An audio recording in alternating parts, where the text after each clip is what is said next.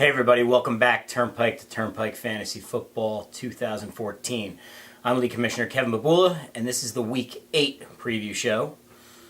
Wow, what a week, guys. It was really an exciting week in Turnpike to Turnpike. Not only did we have a full slate of games, there was a lot of activity in the league.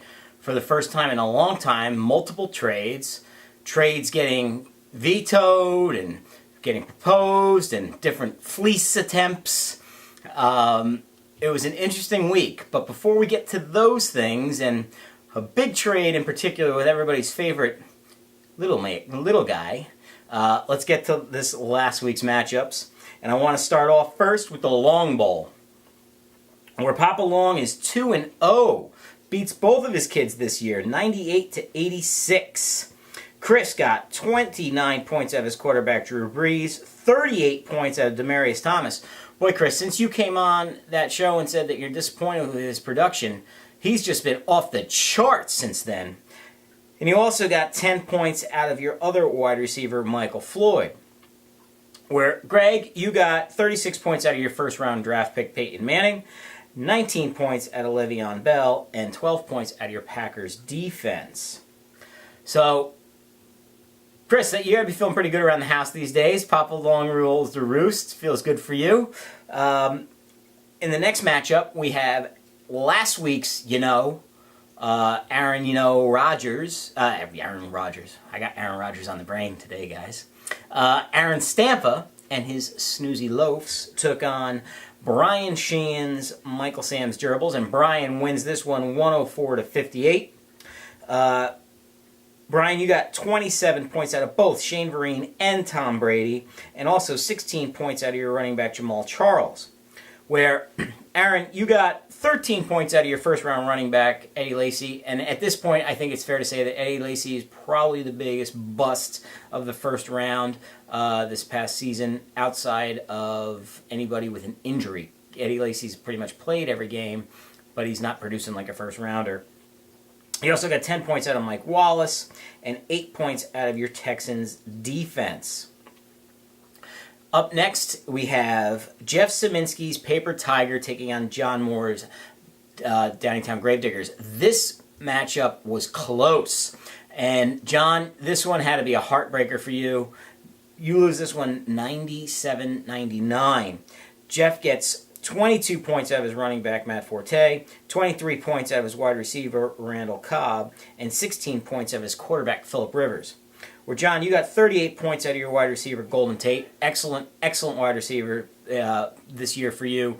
I know you expected him to be the number 2 receiver out there in Detroit, but with Calvin on the bench for a couple weeks, Golden Tate has just stepped up and been absolutely a beast. You also got 24 points out of your quarterback, Matt Stafford, and 10 points out of your defense. Then, folks, there was the matchup that everybody was looking forward to, and that was, of course, the incredible Kenny Long, Matt Dreyfus, Fishtown off in a corner taking on Kenny's Godfathers. And the reason I'm laughing is because we had our second tie in the league this season. This has never happened in Turnpike to Turnpike. We had 2 ties now. First one between Jeff Szyminski and Bob Crane. This one between Matt and Kenny, 105-105. Matt, you got 29 points out of your wide receiver, Sammy Watkins, 26 points out of Andrew Luck, and 15 out of Andre Ellington. Where Kenny, you got 20 points out of Arian Foster, 16 points out of Marcus Colston, and 16 points out of Cam Newton. Oh, you also got 18 points out of your defense. Now, Bob, I've been in this league now with everyone since the beginning, obviously. This is our 7th year now, and I've won 2 championships, and I've won my fair share of games in this league. And I got to tell you, beating you, especially this week, this was special. I feel really good about this week. It's up there with winning the championships because you just make it so much more enjoyable when you lose. Beating you is great, especially when you send me texts all day, when you send me the congratulations on your victory, when it's 4:15 in the afternoon on a Sunday and the 4 o'clock games haven't even started and you're up. It drives you crazy. and I was worried. I really didn't think my team was going to pull it out. And then at the very end, the last couple minutes of those 4 o'clock games were ticking down, and Travis Kelce's catching first downs, and Andre Holmes is catching first downs, and Dez Bryant's breaking one down the left field. Oh, it was awesome. I got 26 points out of my wide receiver, Jordy Nelson, 20 points out of Dez Bryant, and 18 points out of Ahmad Bradshaw. Where, Bob, you got 32 points out of your quarterback, Aaron Rodgers, 22 points out of your running back, Chris Ivory, and 20 points out of your Baltimore Ravens defense. It's a great feeling, so I wanted to talk to Bob. And I said, who else should I have on Meet the Manager but little Bobby? Bob's got to be the guy this week. There's so much going on with trades, and he needs his chance to talk about those videos that Brian and I made, or that video Brian and I made a couple weeks ago. So I talked to Bob a little while ago, and this is how it went. Here's Meet the Manager. So joining me this week on Meet the Manager is the legend, Bob Crane. Bob, are you there? I sure am. Wow, so here's the thing. We've got several things to discuss. There's been a lot of excitement in the league this past week. There's been chatter. There's been a lot of action, some stuff that we haven't seen in the league so far this season. But let's start off, first of all, with addressing the beating that you took at the hands of Sheehan and the subsequent video that followed. As you know, I thought that the silence on the message board from Jeff Goldenbaum was a direct result of that. And I have come to find out that I was actually accurate. Jeff basically went on protest at the harsh treatment I gave you. Do you want to speak to that? Well, I thought this league had no bullying. That's first of all. Secondly, it seems like it's the usual. Sheen and Babula always gang up on me every year. Nothing changes. You don't think you bring it upon yourself? Oh, I think I do, but I just think there's, that it's kind of like an East-West rivalry with me and Sheen.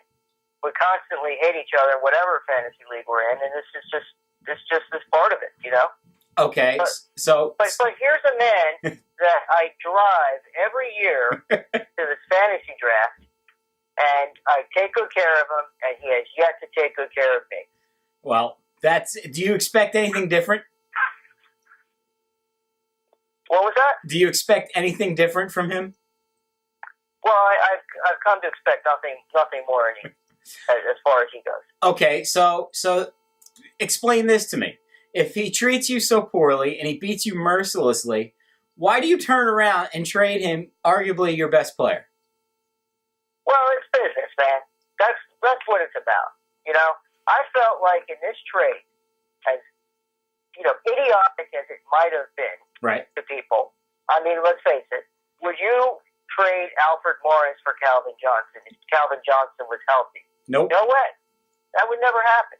But here he was sitting on my bench, and worse, I was putting him in my lineup thinking that when he was active, that he would produce, and he was just a decoy. Right.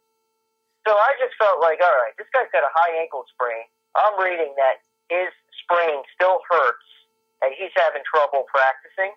So my thought process going forward was get rid of him because he's not helping me sitting on the bench. Okay, now let's jump this forward 1 week, okay? Since then, you and I have done some business, right? A trade that I think is a little bit more on the fair side, let's say. Some would say you got the better of it. Some say I would get the better of it.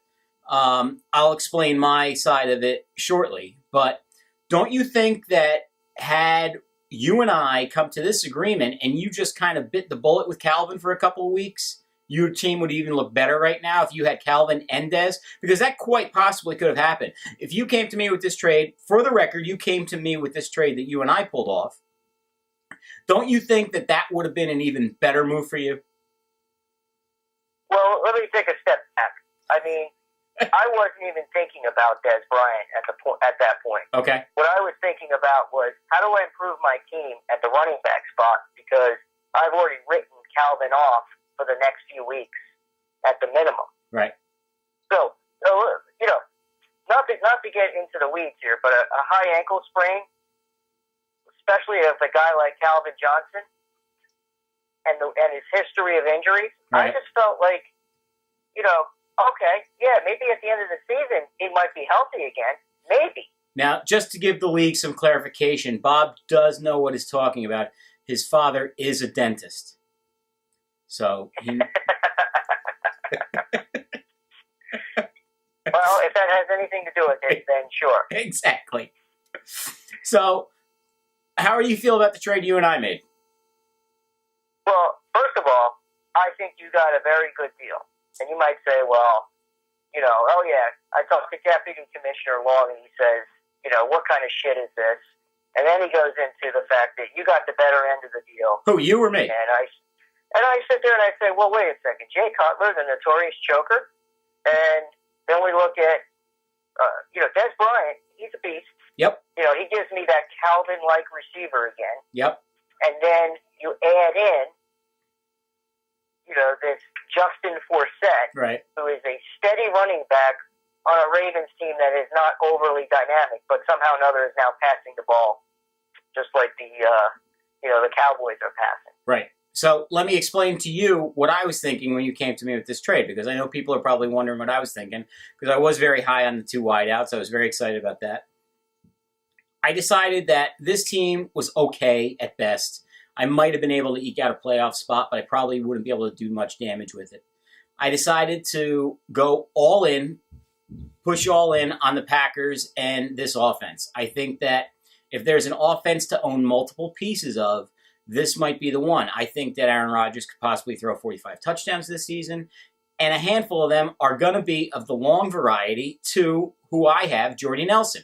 So, as you know, I've been rolling this team into the big play capabilities, which got you this week. As a matter of fact, Jordy did get you for a big play, and that is what my thinking was. I'll go all in, and it might come around and bite me in the ass. I might not make the playoffs like this, or it could be very well that I do make the playoffs. And on top of it, I'm very excited about the waiver wire pickups I have had the past couple of weeks with Jerick McKinnon and Trey Mason. Yes, and I think you pretty much nailed it. I like your strategy. Yep. I think that you have done very well for yourself God, I'm with fucked. that strategy. And I think that above all, when you look at Aaron Rodgers and going to a guy like Jordy Nelson, it's just a natural fit between the two.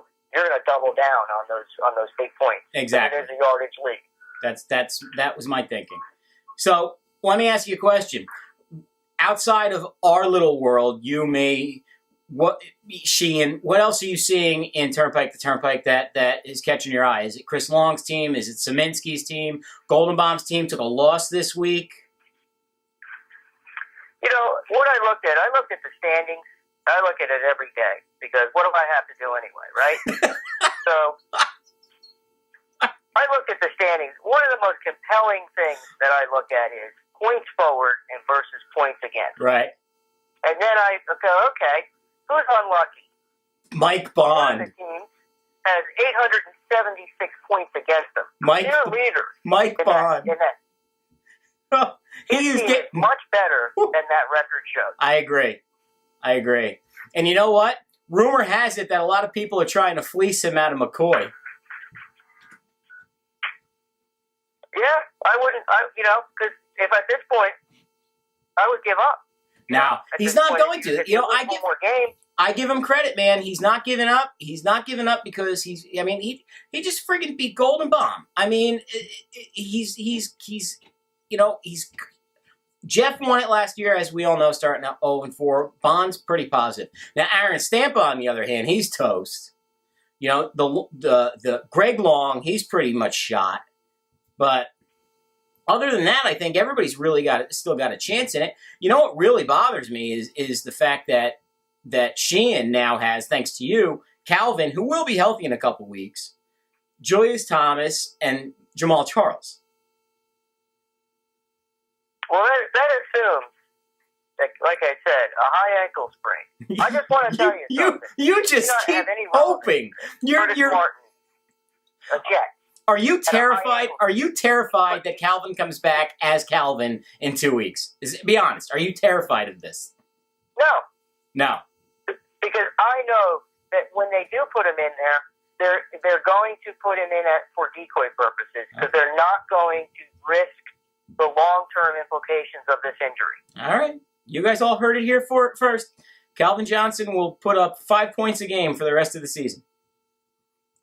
Well, I wouldn't say that it's 5 points a game. I mean, he will get something. But I will also tell you that it's a very difficult injury. It's one that repeats itself unless you totally stay off of it. Okay. Again. And that's what I saw with Curtis Martin. He was playing through it with pain, and he never was the same. Right. And of course, that year I drafted him, so goes without saying. Again, Bob knows what he talks about. His father's a dentist. Or, of course, the guy in last place is 566 points. So obviously he's not doing enough. Well, you know what? We got to give Aaron a little bit of room. He hasn't had a piece of meat in like 10 years. He's deprived of proteins. He's not quite sure what to do.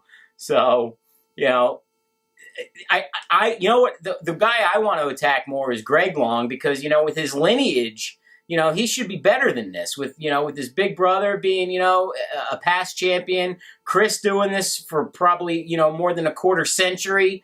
Greg's kind of shown that he knows how to draft Peyton Manning every year, and that's pretty much it, don't you think? Oh, yeah. I mean, that's his number one objective. Get Peyton Manning. Yep. I should have drafted him. Thing that stays the same with this is look at the Long. Yep. It's the same every year. Chris Long, Father Long, ties up the email, so we don't know who's really talking. We don't know how to communicate with these guys. Isn't that annoying? That's it's the same. You got to cut the cord, Chris.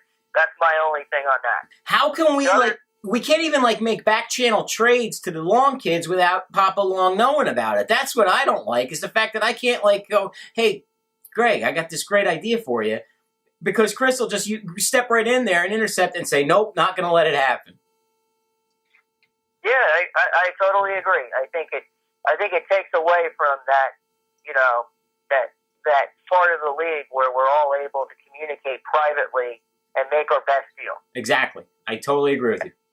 The other observation, same thing every year. Our friend off in the corner is always consistent. Yep. Nothing changes there. He's a top 4 team. Yep. The other is Saminsky. Yep, he's got it. And he's absolutely outfoxed me on the Forte pick. Oh, my God. I totally screwed myself on that one. Yes, you did, buddy. You absolutely did. He didn't outfox you. You outfoxed yourself. You let him fall into his lap. Because I just figured Forte always screws me. Why would I want to take a guy like that? And, of course, we also have to address this last one before you go, and that is John Moore, of course. I've been kind of quiet on the John Moore front this season, but I think we got to start paying attention to the fact that he's going to yet again miss the playoffs, it looks like. Well, it's not over yet, but when I looked at it, the standings this morning, and I said, wow, John Moore is 2-5. Nothing really changes there either. What can he do differently than what he's already doing? I don't know. He's just got bad luck. He tried a different strategy this year. He went wide receivers and Jimmy Graham, and injuries get him. He drafted Frank Gore a little bit too high. Frank Gore is done, and take it from me, he's done. I feel bad for John. I really want him to make the playoffs some year. I want him to actually win a game, get into the playoffs, get through it a little bit. But I would like him to make the playoffs too, because who the hell likes every year knowing the same fate? Yep, it's true. It's just, and I'm probably not going to make the playoffs anyway. I'll just say that somewhere along the line, something will bite me. You mean like not drafting Matt Forte? Yeah. Yeah. And the other thing, also consistent, is the owner of that team, the Possum. Oh, yeah. No kidding. All right, head scratcher, right? Yeah. Marco Murray's a great running back, but we all know he gets injured by the 4th game of the year. Not this year. This year, he drafts Adrian Peterson, who is now out for the year. Yep. For something unbelievably stupid. Yep. And And then you get DeMarco Murray and his running back, Giovanni Bernard. Cincinnati. I mean, you look at that. He's still figured out a way to keep a top-rated team. Yep, but you know what though, Bob? His wide receivers are weak. If he's vulnerable. Anybody can win this league right now. Anybody who makes the playoffs has a shot. There is not a runaway team this year. No way. I agree with you. And the last comment I was going to make was our Witten Rudolph bet. Yeah. Right now, I've got a 15-point advantage. Oh, I thought you were going to say it's over. I thought you were going to call it off. I don't think it's over. I think that Rudolph comes back in the next few weeks, and Witten probably will have a 20 to 25-point lead. And I think that with 2 or 3 games that he may play, based on how he comes back, there's a chance. You could still win this thing. Oh, wouldn't that be the greatest thing you ever saw, Bob? No. Can I just tell you how happy I was this past week that I beat you? It was so fantastic. After you sent me that text, that kiss of death text that you sent me, that congratulations on your victory at 4:15 when I was driving, I wanted to take my phone and throw it out the goddamn window. I was so pissed at you. And then I watched my team just get little pieces, and I said, that son of a bitch, he's going to win. And then it happened. Andre Holmes catches a couple balls, Kelsey catches a couple balls, and all of a sudden, I get a text from you. I just jumped off the Brooklyn Bridge. You know what did it though? Honestly, Dez Bryant. Yeah, I know. And I knew when I sent you that text that Dez was going to light it up. Yep. Because it's a big game. It's the Giants, and honestly, they're not the best defense right now in the league. Right. And they're playing on the road. So I just figured. No doubt. I've had Dez Bryant in other leagues, and he always shines. Well, he's yours now, buddy. Well, we'll see what happens. And I wish everybody the best of luck. Except for Sheehan. Yeah, of course. All right, man. Listen, I'll let you get going. This was a long interview. I got to wrap this up because nobody's going to sit through a half-hour friggin' weekly recap. So I'll talk to you during the week, all right, man? All right, man. Later. All right, take care. It's Bye. Bob Crane, owner of Julius Jones. Oh, thanks, Bob. You're a good sport. It's fun to talk to you always. Sorry that ran a little longer than usual, guys, but as you know, Bob has a lot to say, and he even informed me that he had things written down so he could hit on all the different points. He wanted to make sure he got his jab in on every single one of you and talk about each and every one of your teams. So let's do this real quick. Let's get to this coming week's matchups.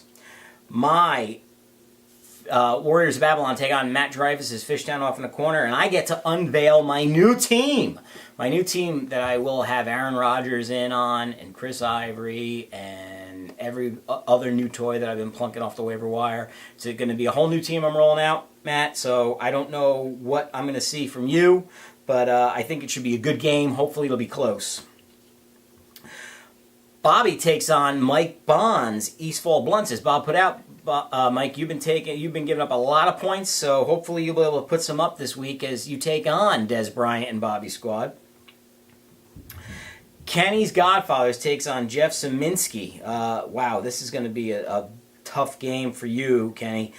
Jeff's got a big team right now. He's in first place. I'm going to be pulling for you, Ken. This would be a nice win for you. Brian Sheehan takes on Deputy Commissioner Chris Long's Asgardian Thunder Gods. Let's see if Calvin is available. According to Bob and his dentist father, Calvin will never be able to play again. We've got the Hamilton Square Possum taking on Team Snoozy Loaf. This game shouldn't even be allowed.